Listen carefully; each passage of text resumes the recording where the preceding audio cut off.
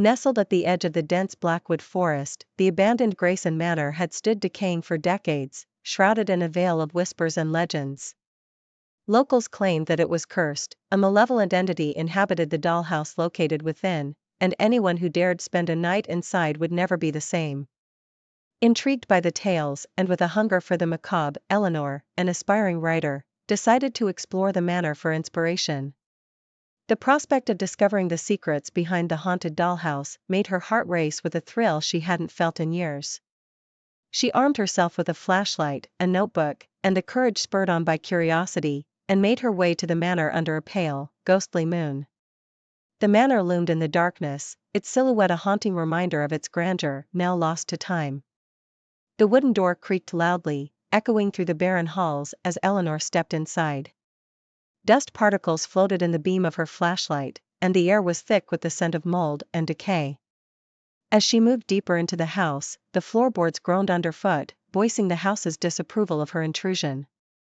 On the third floor, at the end of a long corridor lined with faded wallpaper and old portraits that seemed to watch her every move, Eleanor found the nursery. The room was frozen in the remnants of a time long past, filled with ancient toys and a crib covered in cobwebs. In the center, illuminated by the silvery glow of the moon through the cracked window, stood the infamous dollhouse. Though weather-worn and covered in dust, the dollhouse was an intricate replica of the very manor it resided in. Every detail was painstakingly reproduced, from the stained glass windows to the ornate fixtures. It was eerie how lifelike it appeared, as though it held a breath of life within its miniature rooms. As Eleanor leaned in to examine it, her hand hesitated over the tiny front door. She heard a faint sound, a whisper, barely audible, like a breath, caressing her ear.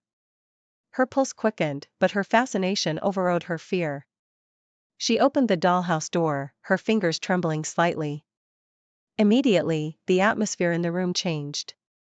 Shadows crept slowly, unnaturally, across the floor and walls.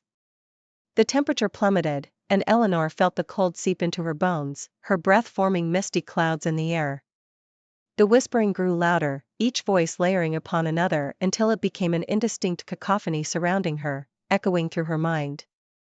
She peered inside the dollhouse, drawn irresistibly into its depths.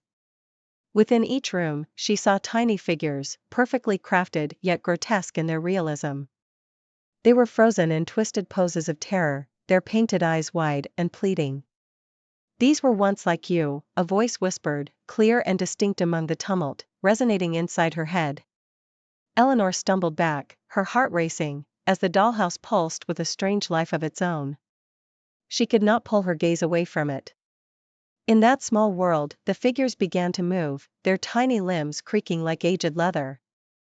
They turned their heads towards Eleanor, and she saw her reflection in their tiny, mirrored eyes, trapped forever within their cursed reality. Panic seized her, and she could almost feel her consciousness being drawn into the dollhouse with an inexorable pull. Desperately, Eleanor clutched her notebook, scribbling feverishly as if documenting the horror might keep her tethered to her own reality. The whispers intensified, surrounding her in a dark embrace. She screamed, a sound swallowed by the eerie stillness of the manor, unheard by any human ear. When morning broke, the townsfolk found Eleanor's notebook lying by the nursery door. Her frantic notes told of the voices, the figures, and her futile fight against the darkness. But of Eleanor herself, there was no sign, only the dollhouse, its figures now one more, a new addition, eternally trapped in terror, forever silent in the echoing halls of Grayson Manor.